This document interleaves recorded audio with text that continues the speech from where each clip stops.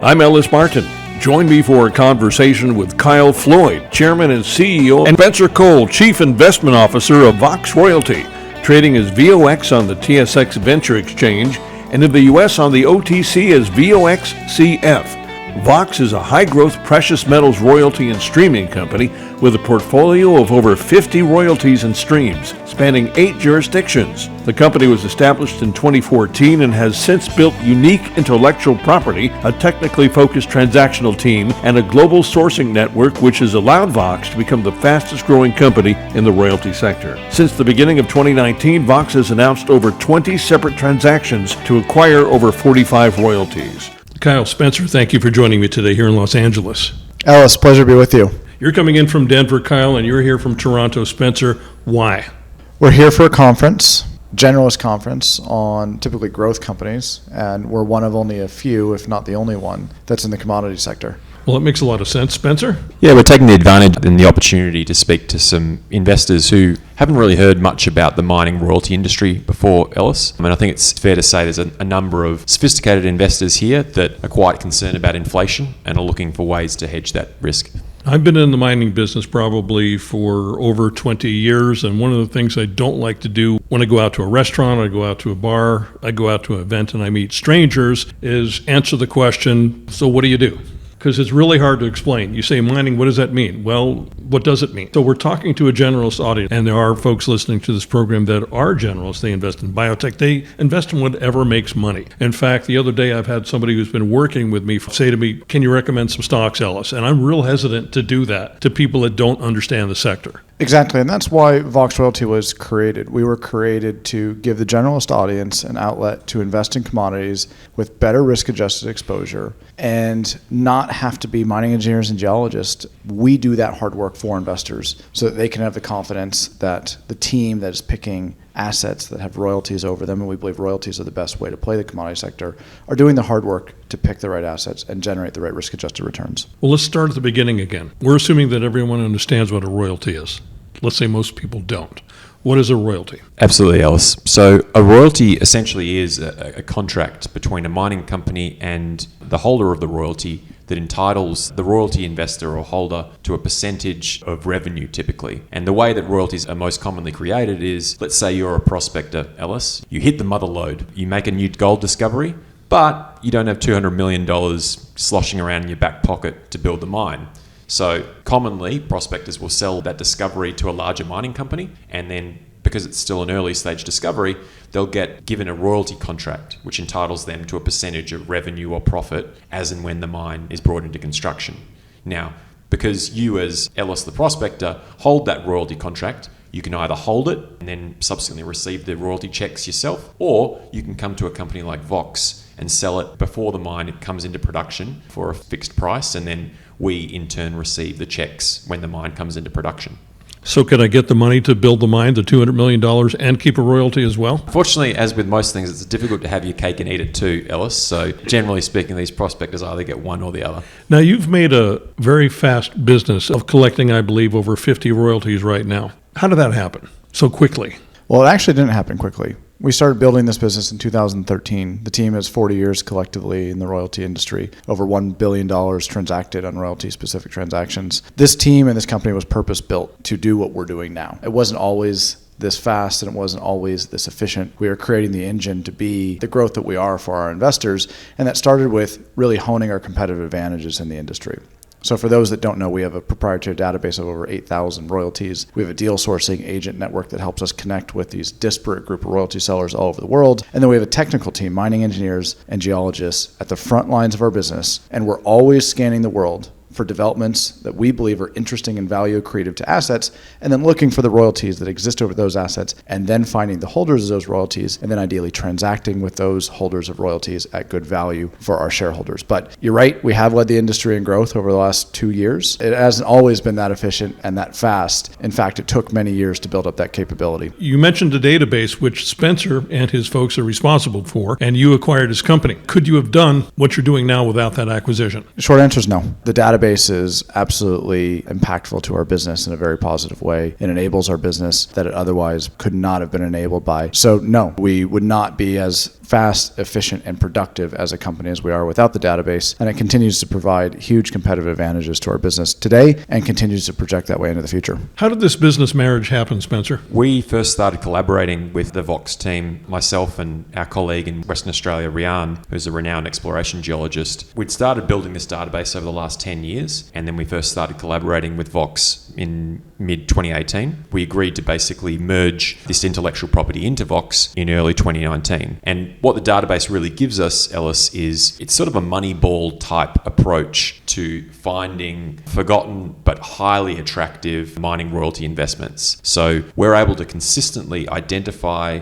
and acquire royalties that the rest of our industry is blind to. And not only that, so obviously that means we get them for pretty attractive prices, but also we're picking royalties on projects that are right on the cusp of major developments, either just about to move into construction or just about to move into production. So we're able to buy royalty investments at 10 cents, 20 cents, 40 cents in the dollar, and then in 6 months later, when the mine comes into production, the value of that royalty is re-rated yet again. How much juice do you have left in your database of 8,000 entries, actually? And where do you get the money to finance these acquisitions in the future? That's a great question. So the database is not a static document that we just analyze royalties off the shelf, ranked by IRR. It's actually a very dynamic process that we go through. The first step of the process is we're always scanning assets that look interesting, that have interesting developments in front of them. So that's our team of mining engineers and geologists looking around the world at mining assets that have news or a development or a catalyst that really catches our eye and catches our attention. We then do due diligence on that asset to make sure it checks out, and we'll generate what we expect it to generate. Then we're looking at it from a royalty perspective. Are there royalties over those assets? And then at that point, when those two boxes have been checked, then we're going into the database to figure out who owns that royalty. What does the royalty cover? Getting details around that royalty. So the database is always being built, it's always being increased, and it's used as a dynamic document to guide our process versus just going down a list. The mining sector itself can be problematic, especially right now. You can have 2 years of amazing growth and then 5 years of stagnation. I think we're in that period right now. So how can you pitch a royalty company? What sets you apart from most mining companies and, let's say, other royalty companies? It's a great question, Ellis. I guess I'll tackle the point about what makes mining royalty companies so special. In a nutshell,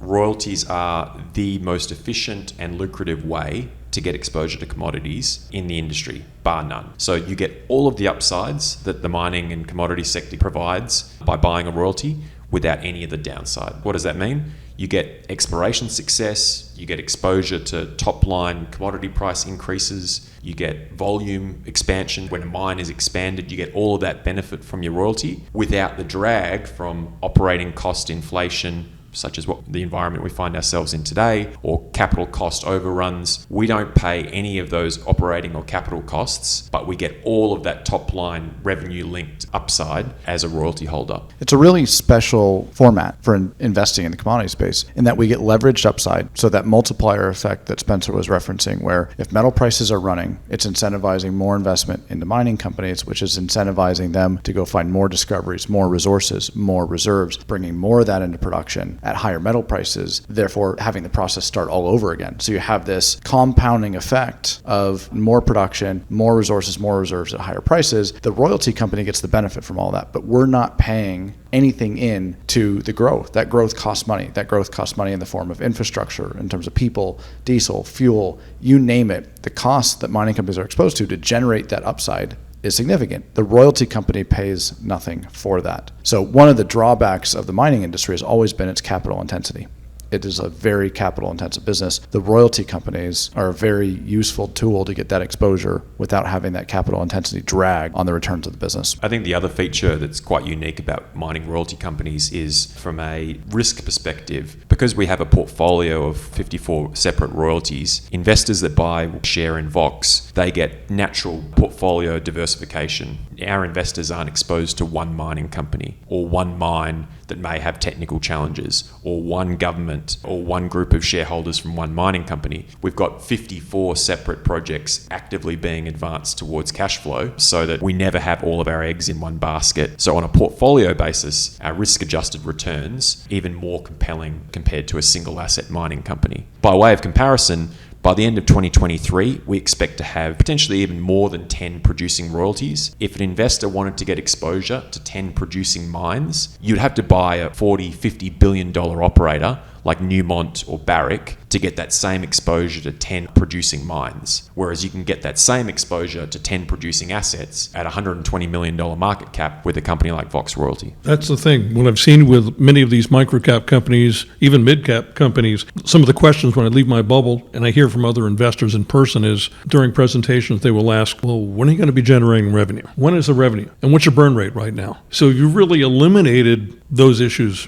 right off the table. Yeah, the mining royalty company is giving you diversified cash flow streams with the same kind of growth, and I would call it better growth, that you're not exposed to funding any of the growth initiatives. You get all the benefit from that. You're not exposed to those costs, and you're much better diversified. So that risk-adjusted exposure, that's what we focus on. How do we find the right royalties over the right assets for our investors that generate a better risk-adjusted exposure versus buying a basket of mining companies, buying the physical, and taking that one step further. If you go and buy physical, and the metal prices drop by 15%, well, you've just lost 15%. Metal prices can drop. We price in backwardation when we're pricing deals, which means we actually are planning for metal prices to drop and still expect it to generate a really nice return for our shareholders. So you've got less risk over more assets, but you get that compounding upside effect when metal prices run. So that's why royalty companies have outperformed for the last 20 years over pretty much any commodity-based benchmark that you can compare them to. And that is what Vox does. We really distill the value of royalties for our shareholders with a business model that takes advantage of a technical team and a database and a capability to find and source royalties at great value, at great volume. That's really interesting because no matter what the cost of the metal is in the ground, whether it goes up or down, let's say the cost of production is less, you're still going to do well. The cost of production is more, you're still getting paid. Really, those dynamics don't change. They may even improve either way. I don't know. Let's assume we're going to make some forward-looking statements next. What are some of the buy recommendations that you've been getting from some analysts that have been following you, and where are you trading at right now? So we're covered by 3 independent analysts presently. We've now been added to the watch list of another independent investment bank, so that's terrific. I think when it's all said and done, we'll have 4 by the end of the year, independent research analysts covering us. The buy ratings, I believe, range from mid-4s to high 4s in terms of price targets. One of the reasons why I believe we've been so successful with independent analysts covering us is our model's differentiated. It is a business model that is both scalable, but also finds value and finds upside for our shareholders in pretty much any commodity market. And that's what you're looking for. So yeah, it's exciting that we have 4 independent analysts covering us. We continue to deliver the fundamental growth that the analyst community is looking for, and we expect to continue to deliver that. Kyle, you've been involved in investment banking before you came to Vox. What compelled you to do this, to leave that and come here? It's a different end of the business. It is, and one of the things that really struck me about the royalty industry is that I believed it solved a problem for investors. Commodities are, I think, a very important part of the general investor's overall portfolio. It's underrepresented for sure on a global basis. And the problem, I believe, is not that investors are lacking the desire to diversify and have some of that commodity exposure. It's that they just don't know what to buy. And that's because they can be burned so easily in a space, in a sector that's so esoteric and so capital intensive. And I think it's really discouraged a lot of investment and therefore also hurt absolute investor returns. And so Vox was created to be a company that could solve that problem for investors. Generate the right risk-adjusted exposure, give them confidence in a business that was doing the right type of analysis to pick the right kind of assets through the royalty model, which we believed, distilled correctly, offered the best opportunity for investors looking for that commodity exposure. And I think we've delivered that. Spencer, in addition to sponsoring programs like this one, investors in the room may ask you, what else are you doing to get the word out? Yeah, Ellis, it's a great question. And I think that's obviously one of the reasons why we're down here in Los Angeles speaking to investors at generalist conferences. In the last 3 weeks alone, we've attended 4 separate investor conferences. So I think in the last 6 months particularly, we've really ramped up our capital markets awareness program. I think one strength over the past 8 years is we've developed a business where the fundamentals are extremely robust. But being a private company for 7 years, we didn't have the need, I guess, to focus on as much investor outreach when we were still a private company until May of last year. So I think fast forward to where we are now, we're much more visible and much more active with investors at conferences and through webinars. And I think now, certainly when you see what the share price has been doing over the past 3 months, I think we're in the top 11 best performing companies in the TSX mining benchmark. The word is really getting out there strongly with investors, and we're starting to see that strong fundamental value that we've created be reflected in the share price. But we're still early days in terms of that capital markets awareness, so we certainly expect that's going to continue to strengthen over the coming months. Let's break down the ownership of the company. Management has a very significant position in the company. It's approximately 15%. The founding investors that started us back in 2014 still own every share. They own about 30%. And then we brought on some of the who's who of the most notorious long-only gold funds on the planet. So Gold 2000 took a very large position when we raised capital about 6 months ago. We've continually added a very good institutional shareholding for our business, which I think is a huge vote of confidence in what we're doing. We are getting the support of investors that have been in this space for a very, very long time, seen it all. They like what we're doing. They understand the value that we're creating, and they're taking positions. And for listeners that are new to this particular broadcast, tell us about the share structure of the company. So we have 39.5 million shares outstanding. We actually forward split the stock, Ellis, when we went public, which in the resource sector, I'll tell you, is an anomaly. No debt, and we've got about $9 million of working capital. So we're very well positioned to continue executing our growth strategy. We have no plans of going back to the capital markets anytime soon for equity. And excited also, and I'll let Spencer touch on this, but excited about what we have in our pipeline and what's building. We're always looking for highly accretive opportunities. We believe we have a very good pipeline of those assets to bring into the portfolio. Very good. Tell us what's happening down the road, Spencer. Absolutely, Ellis. So we have a very exciting mergers and acquisitions pipeline of deals that we're actively progressing at the moment. So difficult to say exactly when deals will be completed, but we would certainly expect in the coming months to be announcing some really attractive deals, particularly with a heavy weighting towards precious metals and assets that are right on the cusp of major de-risking events, be that production or construction. So we're particularly focused right now on some extremely large ore bodies that we think offer generational mine lives. So ideally mines that could outlive myself and Kyle, although we hope to have long lives. So very large ore bodies that have very tangible, high cash flow potential. I think that's what investors can look forward to. And as we've said time and time again, priced at very disciplined prices. Speaking of discipline, many of your assets are in Australia, which is a disciplined mining country. Can we see more from there? I think it's safe to say we'll continue to grow our asset base in Australia. We view Western Australia particularly as the best place to